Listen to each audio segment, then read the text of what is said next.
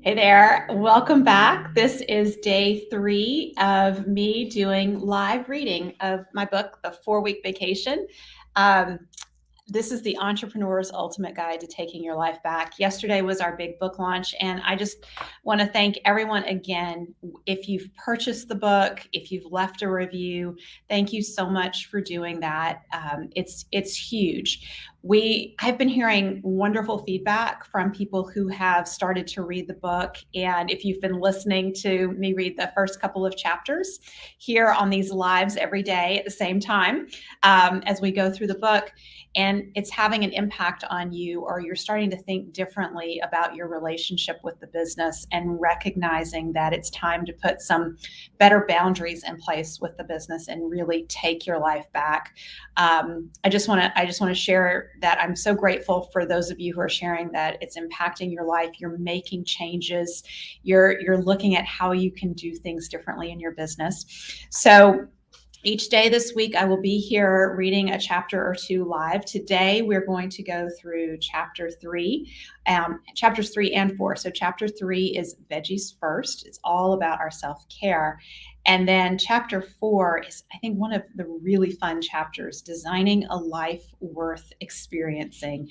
So I just want to share, if you haven't purchased a copy of your book yet, go to 4weekvacation.com, and that'll take you directly to Amazon where you can purchase the book, but you'll also see the bonuses that we have. So if you've purchased your book and you haven't claimed your bonuses yet, follow the directions at 4weekvacation.com.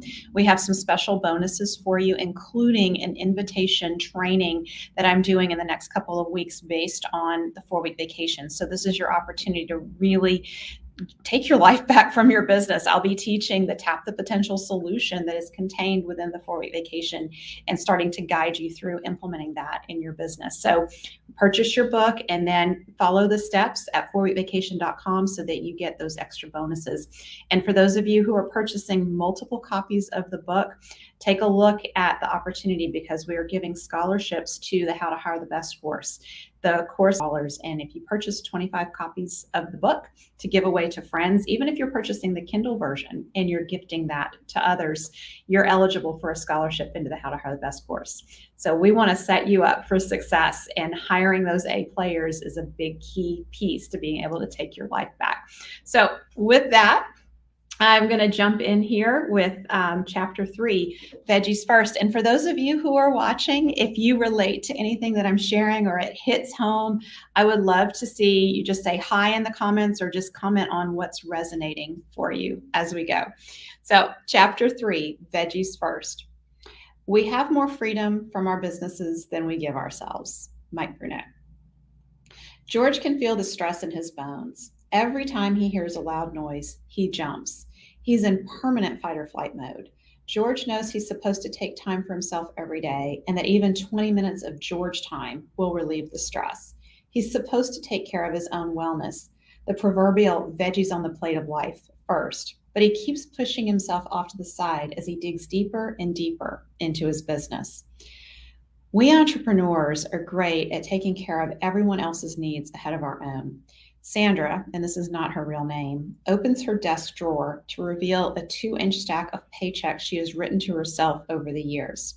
She doesn't cash them because there would not be enough money to cover payroll for her team. Jim, also not his real name, refinanced his house to cover payroll. His wife doesn't know. Jim chews Tums and chases them with coffee as he talks to me about his stress. When I mention I'm studying entrepreneurial burnout, a colleague shares that his friend, with an outwardly successful 8-figure business, recently confided she wants out. It's a treadmill and it just keeps speeding up on me, she told him. What good is the money if I am sick, my kids barely know me, and I have no time for them? She just wants to walk away. She's done. It's time we stop this. It's time we take care of ourselves so that we can take care of others. When we put others' needs ahead of our own, we are setting ourselves up for burnout. As children, we were told to eat our veggies. Mom piled the spinach on my plate and reminded me that Popeye is strong because he eats his vegetables. Our veggies give us the nutrients our bodies need to be strong. Much the same as actual vegetables give us important nutrients, Veggies First means prioritizing those things that restore and replenish our mind and body. Veggies First gives us the energy and strength that will sustain us for the long haul. After all, entrepreneurship is a marathon, not a sprint. Veggies First is doing entrepreneurship in a sustainable way. It means recognizing that above all else, we are our greatest asset. It's ironic that we successful entrepreneurs embrace the value of investing in ourselves, particularly when it comes to learning and growth opportunities. At the same time, we are willing to forego basic self care on a daily basis, telling ourselves we can just muddle through. I just need to get through this crunch time, we say, and then I will eat healthier, get better sleep, exercise, and make time for friends. We are far too willing to pass on the daily investment in ourselves that sets us up to function at our absolute best. Veggies First daily maximizes our opportunity to tap our full potential. When we push aside our veggies to get through our to do list, we are really saying, I am content to survive. I don't need to thrive. It's time to thrive. We entrepreneurs have significant potential to design profitable businesses that are life giving opportunity generators for our teams, family members, clients, communities, and beyond. We can positively impact many lives. It's time we get brutally honest with ourselves. We are not fully tapping our potential to do so when we are sleep deprived, eating poorly, skipping exercise, and neglecting our relationships. Veggies First is sustainable entrepreneurship. Veggies First is a lifestyle change that starts with our mindset. It means taking ownership of our choices. The Veggies First philosophy makes us better, stronger, and more resilient. These actions, when done consistently, improve the quality of our thinking, idea generation, and decision making. Each veggie is an investment in your greatest resource, you. The beauty of Veggies First is that you can immediately take the small steps that right your relationship with your business. Each veggie is a small step toward taking your life back. Each veggie builds your strength and your business's strength toward your 4-week vacation. Small steps forward, taken in a consistent direction, lead to big change over time. Veggies First to complete the stress cycle. Incomplete stress cycles, compounded over time, put us at great risk for burnout. If you're an entrepreneur and you are breathing, you have encountered stress today. Daily, you need a plan for completing your stress cycles. Good news, it's relatively easy to complete stress cycles. And the very same actions that complete our stress cycles contribute to our overall well-being and resilience. Between 20 and 60 minutes a day does it for most folks, write Emily Nagoski and Amelia Nagoski in Burnout, referring to the most efficient way to complete the cycle, movement. Just as we once ran away from lions, we can run from the stressors of the 21st century, or swim or dance, they explain. Our bodies don't know what filing taxes or resolving relationships mean, but they do know what jumping up and down means. Speak its language, and its language is body language. Completing the stress cycle can be as easy as standing up from our chairs, taking a deep breath, tensing all our muscles for 20 seconds, and shaking it out with a big exhale. Deep, slow breaths down-regulate the stress response, especially when the exhalation is long and goes all the way to the end of the breath, so that your belly contracts, right? Nagoski and Nagoski, who also recommend the following: positive social interaction, laughter, affection, a big old cry, and creative expression. Long before your 4-week vacation, you can cultivate a wellness practice at work by disconnecting for periods of time from the business. Doing Veggies First daily is your opportunity to practice this disconnection from your business. As an article in Scientific American explains, downtime replenishes the brain's stores of attention and motivation, encourages productivity and creativity, and is essential to both achieve our highest levels of performance and simply form stable memories in everyday life. Moments of respite may even be necessary to keep one's moral compass in working order and maintain a sense of self. One thing we know for sure doesn't work: telling yourself everything is okay now. Nagoski and Nagoski write in Burnout, completing the cycle isn't an intellectual decision, it's a physiological shift.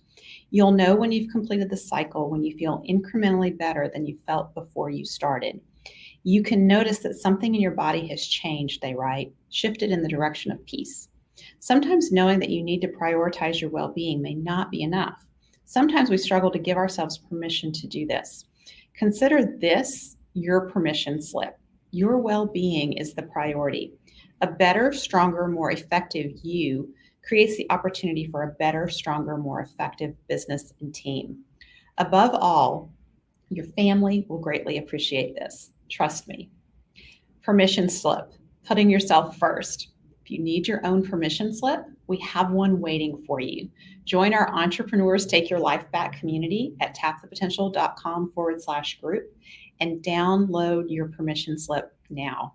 It's right there under the files section, and you can print it out, and it's a permission slip from Dr. Sabrina for your own veggies that you need to take better care of yourself. This is a list that's been circulating on social media, and it's a great one to have on hand as we get into healthier relationships with our businesses.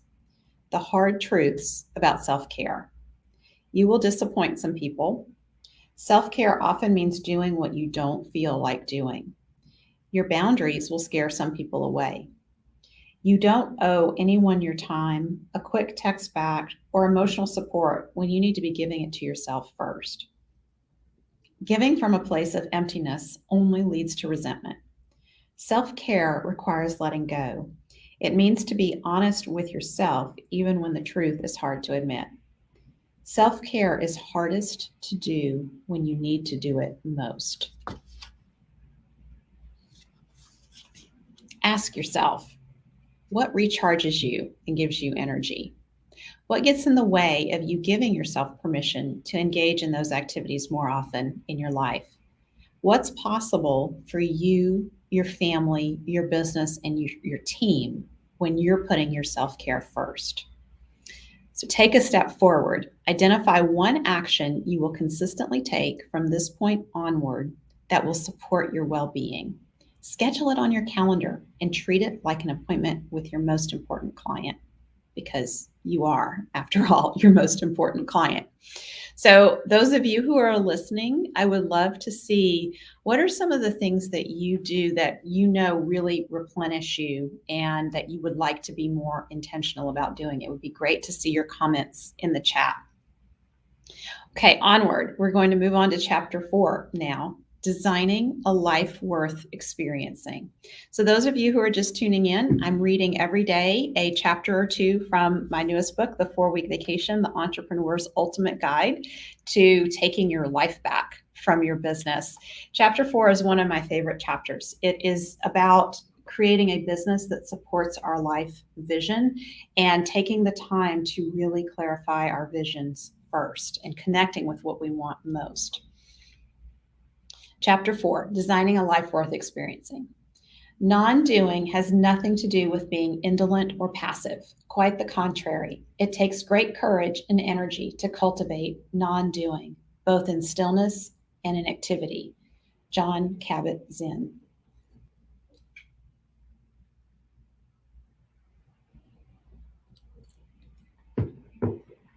George is starting to design the life he really wants, a life worth experiencing. He's excited to go to work and he's excited to go home. George finds joy both at work and at home, a moment every day, he says.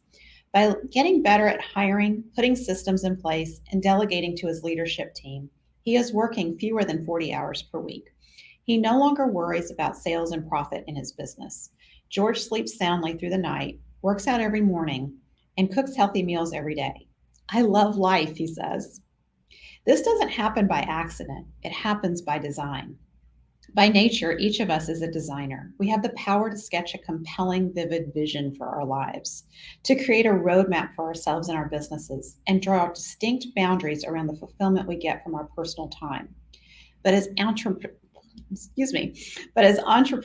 we start losing these skills when we become laser focused on only the tools that will grow our business.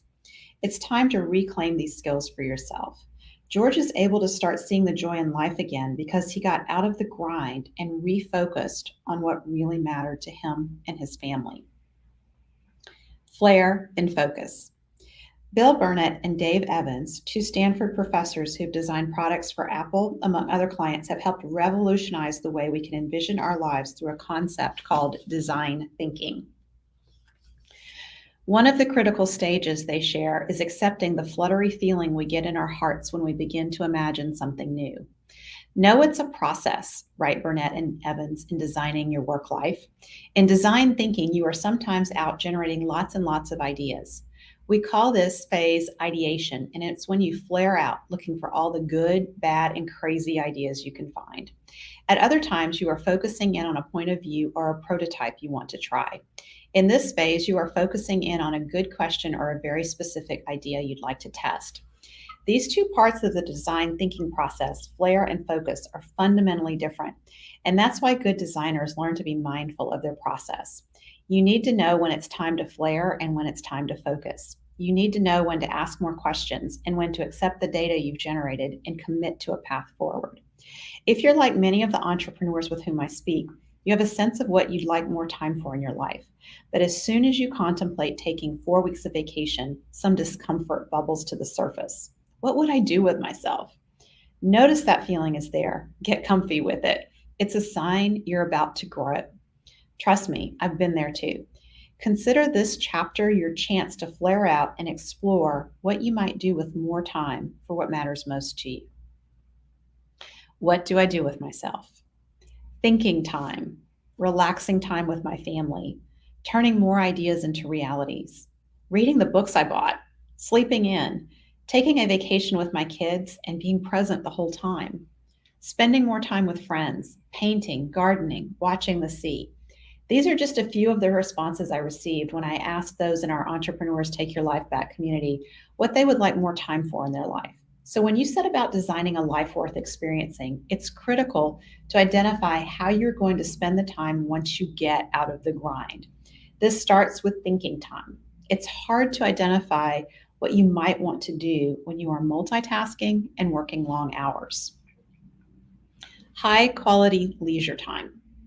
We have more time in our life for high quality leisure time pursuits when we intentionally lessen our time on low quality leisure pursuits, particularly social media. The 4 week vacation presents an opportunity to explore this high quality leisure time and how you can incorporate it throughout your days, not just on vacation. Whether it's cooking, reading, writing, or crafting, many of our hobbies are good for our health in many ways, as Tara Parker Pope has reported in the New York Times. She explains how a team of researchers from universities in Kansas, Pittsburgh, and Texas developed the Pittsburgh Enjoyable Activities Test to measure the effect of hobbies and leisure pursuits on overall health.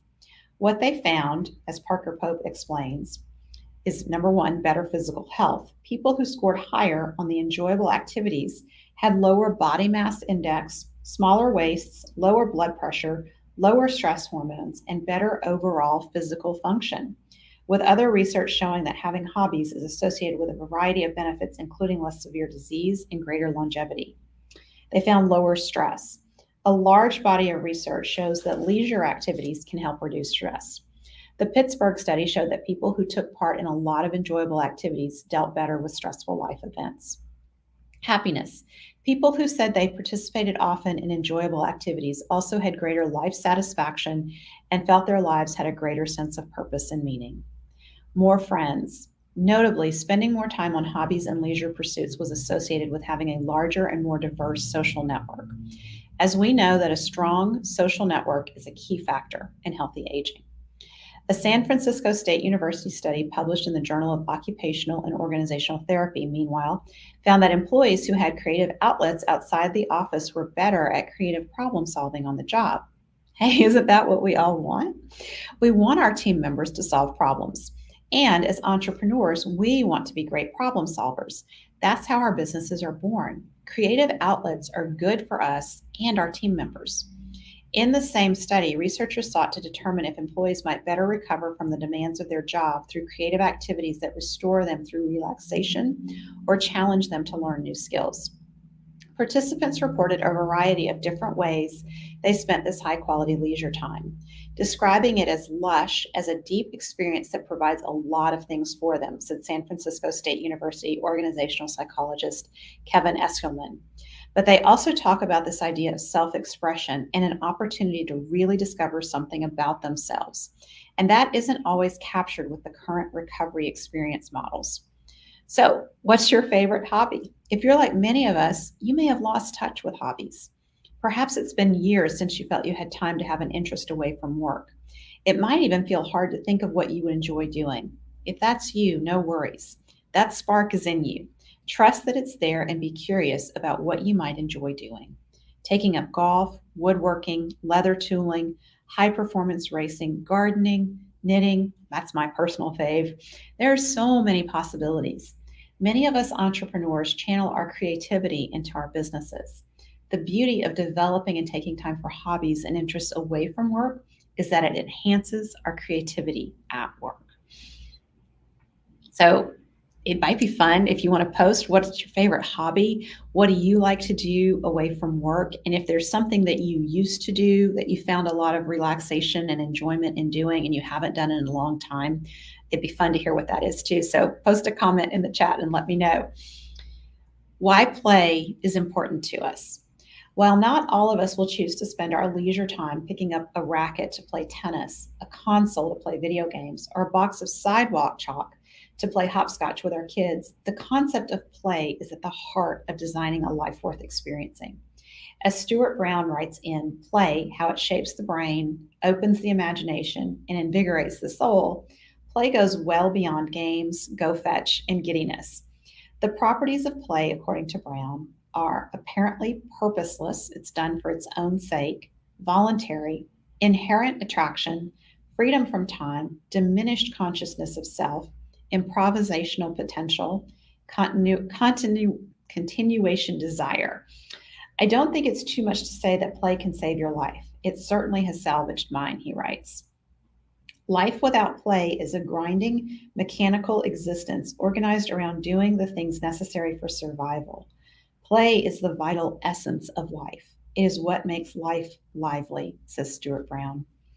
Brown asks us to imagine a world without play, a life without books, movies, art, music, jokes, or dramatic stories. Such a world would be a pretty grim place to live. In a broad sense, play is what lifts people out of the mundane, he writes. I sometimes compare play to oxygen. It's all around us, yet goes mostly unnoticed or underappreciated until it is missing. As we get older, Brown continues, we lose our sense of play. We're made to feel guilty for playing, or the sheer demands of daily living take away our ability to play. In our desire to always be productive, we tend to skip many activities that don't make us money, teach us a skill, or advance our businesses. When we lack that feeling of lightness in what we do, it should be taken as a warning sign, writes Brown. It should be as alarming as chest pain or shortness of breath when we climb stairs, a high blood sugar reading, or anemia. If we had a simple test for play like we do for diabetes or high blood pressure, we could look at a number and realize that we are in danger. But we don't have such a test. Instead, we have a smoldering, play deficient sense that something is missing in life, that we are not getting the feeling of joy and energy that we once did. How might you add play back into your life? What opportunities for fun and lightheartedness do you have today? It's a great question. Silencing the distractions to create the space for play, high quality leisure time, and connecting with others. Protecting headspace. Long gone are the days when watching the evening news was a soothing ritual with dinner cooking on the stove and the family catching glimpses of the latest headlines. Even if anchors were reporting dire subjects, their familiarity and reassuring tones told us the world was going to be okay. Not so anymore. We're now spending an average of 11 hours per day interacting with media, according to Nielsen research, and it's taxing our systems like never before. The way that news is presented and the way that we access news has changed significantly over the last 15 to 20 years. Graham Davey, a professor emeritus of psychology at Sussex University in the UK and editor-in-chief of the Journal of Experimental Psychopathology, recently told Time magazine, these changes have often been detrimental to general mental health. Markham Hyde for Times reports that more than half of Americans say the news causes them stress, and many report feeling anxiety, fatigue, or sleep loss as a result, the survey shows. Yet 1 in 10 adults checks the news every hour, and fully 20% of Americans report constantly monitoring their social media feeds, which often exposes them to the latest news headlines, whether they like it or not. If we try to escape by watching cable or video streaming services instead, we're still caught in a trap. In a New York Times article, Jonathan Rothwell reports how Norwegian researchers estimate that 10 years of exposure to cable television lowered IQ scores by 1.8 points. Consider creating strong boundaries to protect your headspace. Limit your news exposure to a brief period of time at the start of your day so that you have the time and opportunity to discuss and process upsetting headlines. Be mindful of the news feeds you check. Some are prone to sensationalistic reporting, which can heighten our anxiety. Also, be aware that if much of your news exposure comes through your social media, algorithms are presenting you with articles and videos you are likely to click, greatly reducing your opportunity to be exposed to information that might counter the news you are being presented. Make efforts to seek out news from multiple sources and don't rely on your social media feed for news. Limiting your social media exposure is also critical to maintaining your well-being. Multiple studies have found a strong link between heavy media usage and an increased risk for depression, anxiety, loneliness, self-harm, and even suicidal thoughts. Take the no cell phone challenge. What's the longest amount of time you've been away from your business totally unplugged? If your answer is not since the invention of the cell phone, then it's time for a change. Let's face it, our cell phones allow us to check in with our businesses and our teams day or night. On the one hand, this makes life very convenient, but on the other hand, it allows our business to creep into every aspect of our personal lives. We need to become much better at guarding our mental space and protecting our relationships and our health from our business. A big part of taking your life back from your business is severing the cord. And for many of us, that means getting away from our cell phones, turning them off, and not being available 24/7 to our businesses. Here's why you need to fully unplug from work. People who take sabbaticals feel the effects of positive changes even after they return from work, as David Burkus writes in Under New Management, citing research from a team that also studied the differences between various types of sabbaticals for college professors.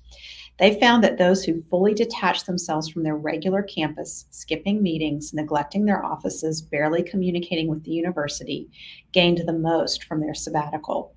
Just allow yourself to imagine the freedom that you would feel if you weren't checking in on your phone. So here's my challenge to you. Turn off your phone at 5 p.m. today and don't turn it back on until 8 a.m. tomorrow. I feel like I was a little kid again. Jake Littman took the no cell phone challenge at the Breakthroughs Retreat in 2018.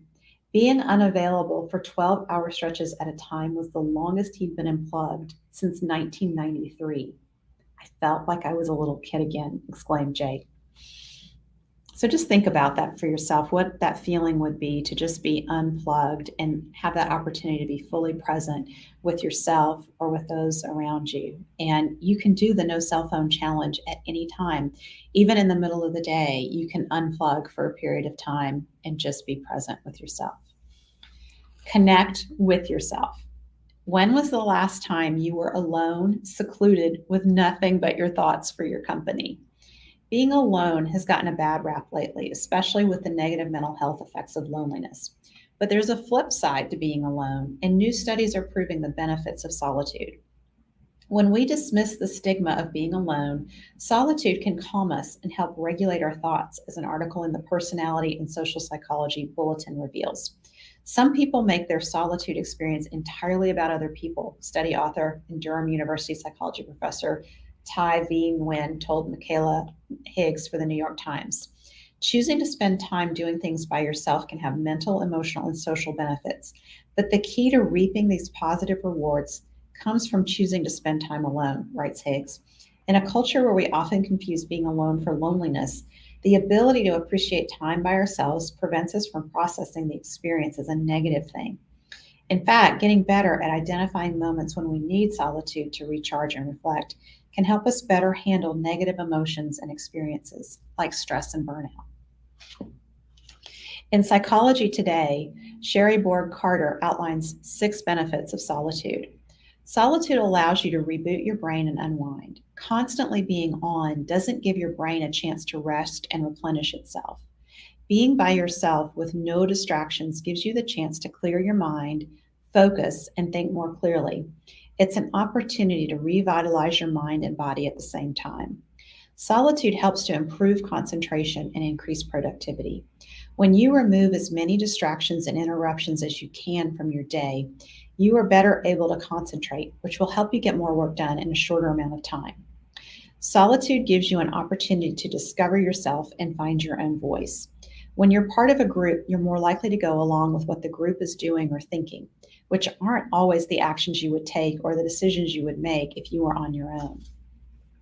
Solitude provides time for you to think deeply. Day to day responsibilities and commitments can make your to do list seem as if it has no end. This constant motion prevents you from engaging in deep thought, which inhibits creativity and lessens productivity. Solitude helps you work through problems more effectively. It's hard to think of effective solutions to problems when you're distracted by incoming information, regardless of whether the source is electronic or human. Solitude can enhance the quality of your relationships with others. By spending time with yourself and gaining a better understanding of who you are and what you desire in life, you're more likely to make better choices about who you want to be around. You also may come to appreciate your relationships more after you've spent some time alone. One of the best examples of the case for solitude is President Abraham Lincoln, as Cal Newport shares in Digital Minimalism. From the first day in office, President Lincoln experienced what many entrepreneurs and small business owners do today, an onslaught of expectations and requests. Instead of getting endless emails and requests, however, he received near constant in-person visits from people looking for jobs and personal favors. It was the biggest strain on his time and energy, and Lincoln handled it by taking a nearly 6-month vacation on the soldier's home cottage in the countryside. A growing amount of research suggests that the time and space for quiet reflection the cottage enabled may have played a key role in helping Lincoln make sense of the traumas of the Civil War and tackle the hard decisions he faced, writes Newport, who shares additional examples of Benjamin Franklin and Virginia Woolf, who famously wrote A Room of One's Own, as champions of solitude. Regular doses of solitude mixed in with our default mode of sociality are necessary to flourish as a human being, writes Newport. It's more urgent now than ever that we recognize this fact. Smartphones, he argues, are further robbing us of true solitude. Newport's recommendations for reclaiming our solitude include taking long walks and writing letters to yourself, both of which are easy to do as part of our Veggies First routines. Write it down. Keeping a journal is one of the best ways to design a life worth experiencing. It's a chance to reflect on what lessons you've learned from the past, what you're dreaming for the future, and just to be present with yourself right at the moment you're writing. There's nothing like the sound of rustling pages and the scratch of a pencil and paper to make you feel real again. Plus, studies show how journaling makes us smarter and reduces stress. According to research published in the Annals of Behavioral Medicine, people who journal about their cognitions and emotions related to a stressor are more likely to develop greater awareness of the positive benefits of the stressor. So, writing about your relationship with your business can help you see it in a much brighter light. Even doodling and drawing can help. Another study at Eastern Virginia Medical School found that there was a general decrease in anxiety and negative affect levels among those who used visual journals. Don't think about it. Meditation is one of the best ways to regain the presence of mind to take your life back from your business, as proven by millions of practitioners and hundreds of studies. Meditation is a mental discipline in which a practitioner makes an attempt to get beyond the reflexive thinking mind and into an intense state of relaxation, writes the authors of a March 2021 study. Meditation is often used to clear the mind, reduce stress. It also promotes relaxation and trains the mind. Their research found that after 1 month of yoga asana meditation, only 10% of the participants had high perceived stress. After analyzing, we can say that meditation has an active effect in reducing high perceived stress to moderate stress, write the researchers. According to research, guided meditation can help you through the lows of running a business by activating and strengthening the positive thinking areas of your brain. Being able to maintain optimism and bounce back from a failure or disappointment could be the difference that helps your business succeed in the long term. As Chris Scalise writes in Entrepreneur, controlled experiments in 2012 involving a program of mindfulness meditation showed that those who meditate tend to have less rigidity in their thinking and are able to find quicker and easier solutions when faced with the same problems as non meditators. By including guided meditation in your daily routine, you can have a creative edge over your competitors by offering a more innovative customer experience and a more inspiring workplace for your employees. Additionally, as Matthew Jones writes for Inc., a study published in Consciousness and Cognition found that brief meditation training improved cognition. Participants in the meditation group demonstrated higher measures of mood, better verbal and nonverbal reasoning, and an improved ability to hold and manipulate information in their heads. Entrepreneurs need to be able to think quickly and process multiple pieces of information at the same time. Mindfulness meditation will help you increase your focus and ability to think with a sense of clarity that leads to improved decision making. The results also indicated a significant reduction in stress, mood disturbance, and fatigue. Give it a rest. In his Sleep is Your Superpower TED Talk, Matt Walker explains how when we compromise our sleep, we suffer a quite significant 40% deficit in the ability of the brain to make new memories without sleep. From Elon Musk to the everyday entrepreneur running a small business, getting by on a few hours of sleep has become a bragging right, but it's a major wrong. Walker tells us we need sleep after learning to retain new memories. We also need sleep before learning to prepare our brains to retain new information. Without sleep, the memory circuits of the brain can't absorb new information. He cites a study of people who didn't sleep and people who got a full 8 hours and tested their memory cognition, telling us there was a 40% deficit in the ability of the brain to make new memories without sleep. This disruption of deep sleep is an underappreciated factor that is contributing to cognitive decline or memory decline in aging, and most recently in Alzheimer's disease as well, Walker continues. In this experiment, they restricted sleep to 4 hours for one single night and then looked at the percent reduction in immune cell activity that the participants suffer. There was a 70% drop in natural killer cell activity. That's a concerning state of immune deficiency, he says, adding how researchers have found significant links between short sleep duration and our risk for the development of numerous forms of cancer. As Walker concludes, you may have heard of that old maxim that you can sleep when you're dead. Well, I'm being quite serious now. It is mortally unwise advice.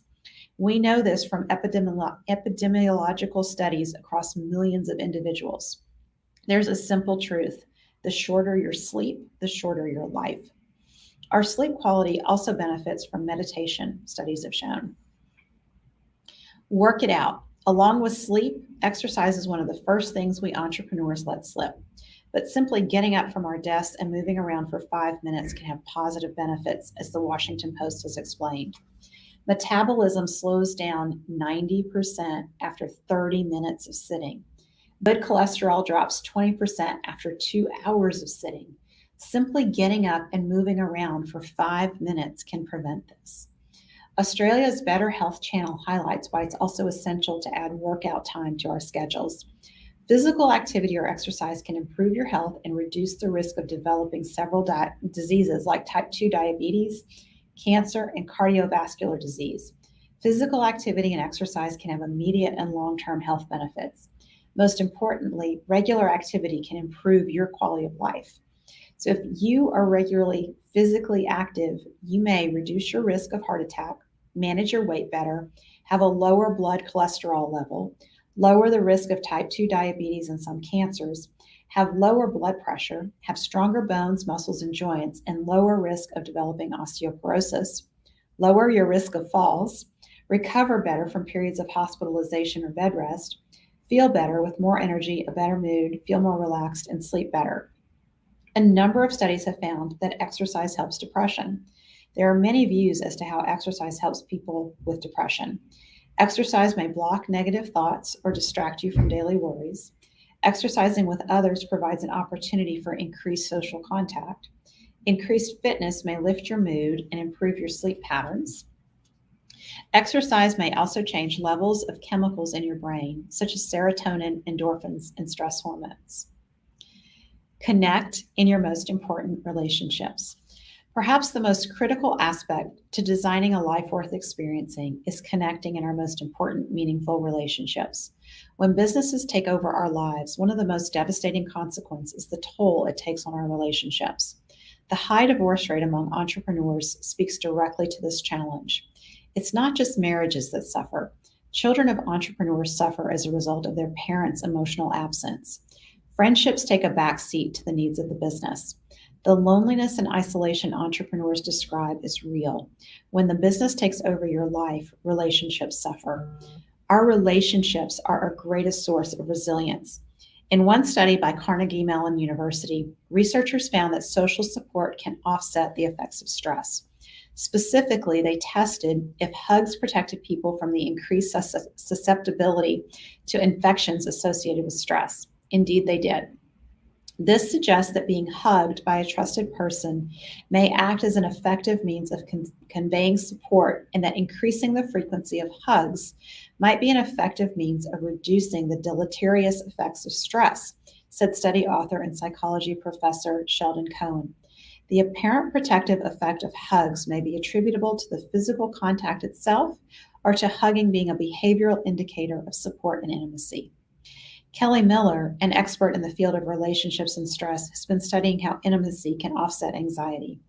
Close relationships can keep stress from getting under our skin, thereby reducing the risk of physiological dysregulation and disease. She said in an interview with Psychology Today, those relationships, of course, include friendships and romantic relationships, but may also include a relationship with a therapist. Let's not forget the impact an entrepreneur's preoccupation with a business can have on kids. According to a study published in the Open Journal of Business and Management, entrepreneurship significantly reduces the time for children's care, and the amount of time parents spend on their business can significantly reduce the health level of children. John Bates, CEO of Executive Speaking Success, shares that he is intentionally trying to get his male friends to put more effort into connecting. When I had my other business, I didn't talk to anyone except those with whom I worked for 2.5 years. As entrepreneurs, not only are we blowing our relationships with our wives and kids, I was a loser friend. I lost touch with everybody. Then that business failed. I swore to myself, I'm not going to do that again. No amount of money would be worth that to me. Now I am doing things differently. We men aren't trained in how to have relationships. We don't typically call one another to have face-to-face, heart-to-heart conversations. Our relationships tend to be shoulder to shoulder as we do things together or watch a game together. Connecting with others and building shared experiences is our path toward a higher quality of life. As we give more attention to our most important relationships, the intensity of the challenges and stressors in the business subsides. Our perspective on these challenges shifts as well. This is such a key point, and it really gets at the heart of whenever I say we need to right our relationship with our business. When we are developing our relationships away from work and we're living a life worth experiencing away from work, we have a different perspective on the hard things that we deal with as entrepreneurs. We get more resilient, we see new possibilities, and we have better problem solving. So I just can't say it enough how valuable the time is that you take away from work. It's going to make your business so much better when you do it. And you need to be encouraging your team members to do this as well. Getting team members involved in hobbies and creativity, getting team members to share their creative endeavors. It's a great team building experience when people are sharing the fun things they do away from work and their interests outside of work. It just adds a whole new dimension to the relationships that you have as a team. So chapter 4 concludes with some questions to ask yourself. What might high quality leisure time look like for you? Which relationships deserve more of your attention? Take a step forward. Practice disconnecting from your business. Turn off your cell phone at 5 p.m. each day. By disconnecting from your business, you're giving yourself the opportunity to reconnect with yourself and those who matter most to you. Next, let's turn our attention to the biggest obstacle standing in the way of a 4-week vacation for you, our gremlins. It's time to get out of your own way. So tomorrow I'll be reading from chapter 5, Tame Your Gremlins and Claim Your Freedom. That's a really fun chapter too. So I'll be back here at the same time sharing that with you. I hope you're finding this valuable. It's my intent to give you an inside peek into the book. If you haven't purchased your copy yet of the 4-week vacation, the Entrepreneur's Ultimate Guide to Taking Your Life Back, go to 4weekvacation.com. It's available on Kindle and as paperback. Once you make your purchase, let us know that you've purchased the book at 4weekvacation.com, because we have bonuses for you. And one of those bonuses is, in a couple of weeks, I will be doing live training on how you set your business up to take better care of you and create more opportunity for you to have more time for what matters most, as well as more money in your bank account. So I will be doing a special 4-week vacation, Better Business, Better Life Jumpstart in a couple of weeks. When you purchase your book and you let us know at 4weekvacation.com that you've made that purchase, you will get an invitation to that training. So it'll be a lot of fun. We'll get to be live together, and you'll have the opportunity to ask your questions, share your challenges, and I get to support you in really taking those first steps on the journey to taking your life back from your business. Thank you so much for being here with me. If you've purchased your book, thank you. I appreciate you. And if you've started reading it and you're finding value in it, I would greatly appreciate it if you would leave an honest review on Amazon. Those reviews help more readers find the book. That's it for now. I'll see you back here tomorrow. Bye.